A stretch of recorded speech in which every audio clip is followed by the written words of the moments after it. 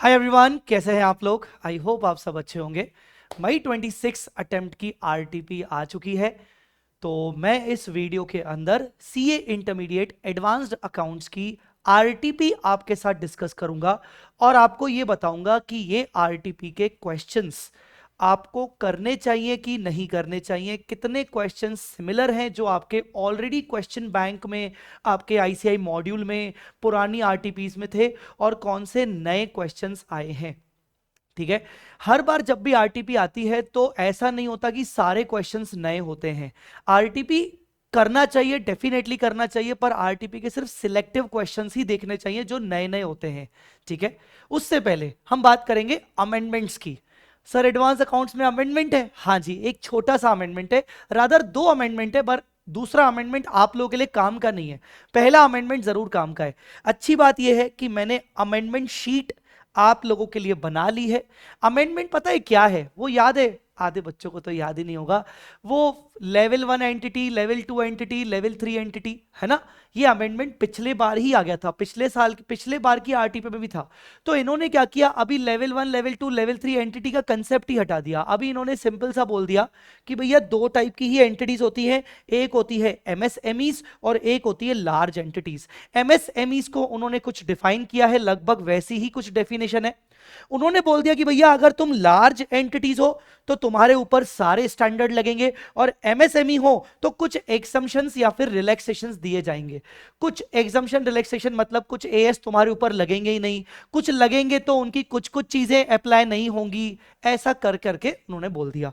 तो ये 1 पेज का अमेंडमेंट मैंने तुम्हें एक्स्ट्रा बना के दिया है। उसी को आरटीपी में अगर पढ़ोगे तो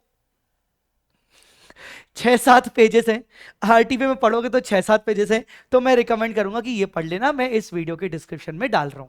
डिस्क्रिप्शन में एक ही कॉमन लिंक होगा जिसमें ये अमेंडमेंट शीट, अगर आपको चाहिए आरटीपी वाला, ये मेरा कुछ लिखा हुआ, क्योंकि मैंने आरटीपी में आगे कुछ लिखा भी है, और मस्ट डू क्वेश्चंस जो मैंने इस बार नए डाले हैं। नहीं पता तो ये क्वेश्चन मैंने नए लॉन्च किए हैं, पीडीएफ फ्री दिया है, ये क्वेश्चन कर लो और कुछ क्वेश्चन करने की जरूरत नहीं है फॉर योर पेपर। ठीक है। तो ये मैंने डाल दिया है। अब बात करते हैं सर दूसरा अमेंडमेंट जो हमारे काम का नहीं है, वो है क्या? वो बेटा वो अमेंडमेंट है तुम्हारे AS22 में, बट वो तुम्हारे काम का नहीं है।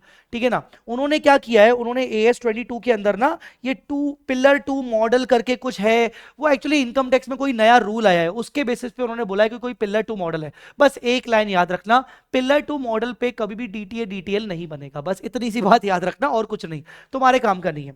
अब आते हैं मुद्दे की बात कि सर जो हमारे क्वेश्चन है आरटीपी के, उसका क्या करना है। तो सबसे पहले पार्ट 1 में उन्होंने एमसीक्यूज दिए हैं। मैं क्या करूंगा, एमसीक्यूज की जो हमारी एक कॉमन शीट आती है ना, पूरी बुकलेट आती है एमसीक्यूज की, पीडीएफ वाली, उसमें मैं ये सारे एमसीक्यूज ऐड कर दूंगा अगर कुछ नए वाले होंगे तो। फ्रेंकली स्पीकिंग मैंने नहीं देखे ये वाले एमसीक्यूज कि एग्जिस्टिंग से कितने मैच कर रहे हैं। मैं अलग से आप लोगों के लिए एमसीक्यू सेशंस लाऊंगा, इस बार तो पक्का आपके लिए अलग से एमसीक्यू सेशंस लाऊंगा, तो उसमें करवा दूंगा। हाँ, इतना है कि कुछ खास नए एमसीक्यूज नहीं है। हम बात करते हैं पार्ट 2 की, डिस्क्रिप्टिव की। अब यहां से देखना शुरू करिए, एक एक क्वेश्चन पे बात करते हैं। सबसे पहला क्वेश्चन है इंटरनेशनल अकाउंटिंग स्टैंडर्ड बोर्ड। वो बोल रहा है बस IASB को डिफाइन करो। ये देखो, ये ना पता है, ये ऐसे टाइप के क्वेश्चन पता है कौन करके जाता है? जिनकी रैंक आती है, जिनके एग्जाम में 90+ आते हैं, या फिर उनकी किस्मत होती है कि वो नहीं करके गए फिर भी कोई दिक्कत नहीं हुई। तो 3 टाइप के बच्चे करके आते हैं, आइदर रैंक वाले, या फिर 90+ वाले, या फिर जिनकी किस्मत अच्छी होती है फिर भी उनके 90+ आ जाते हैं। तो आप, आई थिंक आप में से बहुत सारे बच्चे देख के भी नहीं जाते, पर ये बहुत ही बेसिक सा सवाल है, प्लीज देख के जाना। फिर उसके बाद बात करें फ्रेमवर्क वाला चैप्टर, एक सिमिलर क्वेश्चन है। ये क्वेश्चन ऑलरेडी आपके क्वेश्चन बैंक में है, पर ये क्वेश्चन आपके क्वेश्चन बैंक में, इवन जो मैंने क्वेश्चन बैंक दिया होगा या फिर आपके पास कोई दूसरी फैकल्टी का होगा, मुझे यकीन है आपके दूसरे फैकल्टी ने भी ये क्वेश्चन कवर किया होगा, पर वो फ्रेमवर्क के अंदर नहीं होगा, किसी एएस में आपको मिल जाएगा। बहुत ही सिंपल सा क्वेश्चन है, ये आप पढ़ोगे तो आपको रियलाइज हो जाएगा कि हाँ यार, ये तो नया, ये नया नहीं है कुछ भी। फिर बात करते हैं ये, yes, applicability of accounting standard. ये नया क्वेश्चन है एज पर अमेंडमेंट, जो मैंने आपको अभी अमेंडमेंट शीट दिखाया ना, उसी के ऊपर उन्होंने नया क्वेश्चन किया है, आपको करके जाना चाहिए, तो मैं इसको येलो मार्क कर रहा हूं। ठीक है। कैश फ्लो स्टेटमेंट निहायत ही सिंपल और सिमिलर क्वेश्चन, ऐसे क्वेश्चन तुम पहले ही बहुत कर चुके हो, तो तुम्हें करने की जरूरत नहीं है। उसके बाद बात करते हैं इन्होंने यहाँ AS7 लिखा है, एक्चुअल में ये क्वेश्चन AS7 का नहीं है, AS10 का है। ये उन्होंने सितंबर 25 के जम्मू पंजाब पेपर में दिया था और मैं इसको नया क्वेश्चन मानता हूं। मैंने इसको ऑलरेडी अपने मस्ट डू क्वेश्चन लिस्ट में कवर कर लिया है। मतलब जो मेरा प्रैक्टिस बैच स्टार्ट हो रहा है ना 17 को, मैं उसमें ऑलरेडी ये क्वेश्चन कवर करके करवाऊंगा। और अगर आपको इसकी आरटीपी डिस्कशन चाहिए, जो भी नए क्वेश्चंस है, तो वो आगे चल के मैं इसका डाल दूंगा। जो भी नए नए क्वेश्चंस का अगर आपको आरटीपी डिस्कशन चाहिए तो मुझे थोड़े दिन का टाइम दीजिए, मैं आपको क्वेश्चन इसका डाल दूंगा, ठीक है। नाउ मतलब ये अच्छा क्वेश्चन है, नया क्वेश्चन है AS10 का, हम इसको सॉल्व करेंगे प्रैक्टिस बैच में। और आरटीपी डिस्कशन डिटेल इसका सॉल्यूशन आरटीपी का मैं यूट्यूब पे डाल दूंगा। मतलब यूट्यूब पे तो मैं चाहिए कि नहीं चाहिए वो बता दो मुझे, है ना, अकॉर्डिंगली। दूसरा, गवर्नमेंट ग्रांट का सिमिलर क्वेश्चन है। ऐसे कई क्वेश्चन तुम ऑलरेडी देख चुके हो कि पीपी के लिए उन्होंने ग्रांट दिया, बाद में रिफंड कर दिया। फिर अमेलगमेशन, सिमिलर क्वेश्चन है, सिमिलर है, देखो मैंने यहां पर टिक लगा के रखा है। सबसे पहले की 2 लाइन में वो पीसी की बात कर रहा है कि इतने शेयर के बदले इतने शेयर देंगे। फिर वो बात कर रहा है कि हम प्रेफरेंस शेयर्स भी देंगे। फिर वो बात कर रहा है कि डिवेंचर्स के बदले भी प्रेफरेंस शेयर्स देंगे। करंट एसेट करंट लायबिलिटी को बुक वैल्यू पे उठाएंगे, बस 2-3 चीजों को छोड़कर, 2-3 चीजें को हम अलग अलग वैल्यू पे उठाएंगे। और वो आपको स्पेशल रिजर्व को मेंटेन करना है, स्टैट्यूटरी रिजर्व को, बस इतना सा है। तो ये बहुत ही सिमिलर क्वेश्चन है। मैं आपको रिकमेंड करूंगा कि अमेलगमेशन के आपके पास बहुत अच्छे अच्छे क्वेश्चन है। मस्ट डू में मैंने बहुत अच्छे अच्छे क्वेश्चन डाले, आप नहीं भी करके जाओगे तो चलेगा, ठीक है। चलो उसके बाद अमेलगमेशन होने के बाद AS17 सेगमेंट रिपोर्टिंग का सिमिलर क्वेश्चन है। आप लोगों के क्वेश्चन बैंक में ये क्वेश्चन होगा, मतलब मेरे क्वेश्चन बैंक में तो डेफिनेटली है, बाकी कोई क्वेश्चन बैंक में आप देख लीजिएगा, होना चाहिए। AS19 ऑपरेटिंग लीज लेसर की बुक्स में अकाउंटिंग ट्रीटमेंट बताओ। क्या ट्रीटमेंट होता है कि भैया लेसर जो होता है वो इनकम को SLM बेसिस पे रिकॉर्ड करता है, unless there is any other reasonable basis और मोर अप्रोप्रिएट बेसिस, ठीक है ना।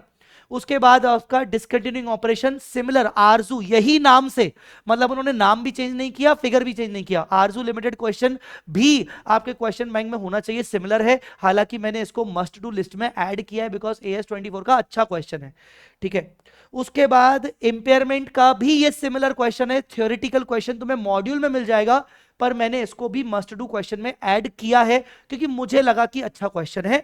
मतलब हार्डली ऐसे क्वेश्चन बहुत कम बच्चे पढ़ के जाते हैं, थोड़ा थ्योरेटिकल टच है बट करके जाना, तो मैं थोड़ा सा इसको भी तो मैं बोलूंगा कर लेना, और आरजू वाला भी बोलूंगा कर लेना। मतलब मस्ट डू में डाला है तो करना पड़ेगा आपको, ठीक है। उसके बाद AS29, हाँ AS29 का नया क्वेश्चन है, मैंने इसको ऑलरेडी मस्ट डू लिस्ट में कवर किया है। तो जब मैं सेपरेटली आरटीपी के ये जो नए नए क्वेश्चंस का वीडियो, एक सिंगल वीडियो डालूंगा, तो उसमें आपको मैं दे दूंगा। पहले मुझे इसको प्रैक्टिस बैच में लेना पड़ेगा, ठीक है। फाइनेंशियल स्टेटमेंट्स का सिमिलर क्वेश्चन है, आप नहीं भी ट्राई करोगे तो कोई दिक्कत नहीं है। उसके बाद यार सर एक बात बताओ, कंसोलिडेशन इन्होंने दिया ही नहीं। हाँ कंसोलिडेशन इन्होंने आरटीपी में इस बार डाला ही नहीं, शायद एमसीक्यू में डाला हो तो अलग बात है। ब्रांच अकाउंट्स का सिमिलर क्वेश्चन है, ये आपने करा होगा, पक्का पक्का करा होगा, जहां ब्रांच मैनेजर को कमीशन दी जा रही है बिफोर चार्जिंग सच कमीशन, और फिर और बोला गया कि ब्रांच ट्रेडिंग पेंडल पहले डॉलर यूरो में बनाओ और फिर उसका ट्रायल बैलेंस कन्वर्ट करो। बहुत ही निहायत ही सिंपल सा इजी सा फॉरेन ब्रांच का क्वेश्चन है, हालांकि मैंने इसी टाइप का क्वेश्चन मस्ट डू में कवर किया है। तो दैट्स इट गाइस, बस यहीं पर था, ये था तुम्हारा आरटीपी। मतलब अगर तुम देखोगे तो आरटीपी में अगर तुम्हें करने हैं क्वेश्चन तो तुम ब्रांच का क्वेश्चन करके देखना, मैंने मस्ट डू में डाला है। तुम इसके अलावा AS29 जरूर करना, AS28 भी करना क्योंकि मैंने मस्ट डू में डाला है, ठीक है। AS24 भी करना, मैंने मस्ट डू में डाला है, सिमिलर है पर मस्ट डू में डाला है। उसके अलावा तुम 10th नंबर ये क्वेश्चन तो तुम्हें करना ही है, मैंने मस्ट डू में भी डाला है।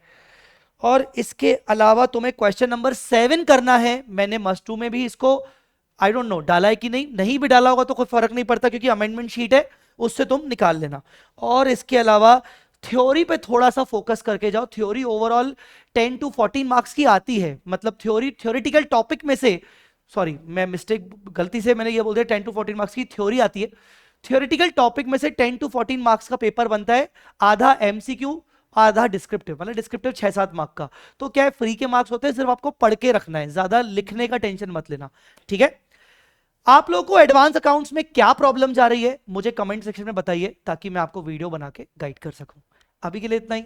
अगर ये वीडियो पसंद आया तो प्लीज लाइक कर दो, और एटलीस्ट कमेंट बॉक्स में ये मैनिफेस्ट करके जाओ, मई 26 में मैं सीए फाइनलिस्ट बन के रहूंगा। I will clear in May 26 exams. Thanks a lot guys, video को लाइक जरूर करिएगा और अगले वीडियो में मिलते हैं। तब तक के लिए बाय बाय, टेक केयर, जय माता दी, लव यू ऑल।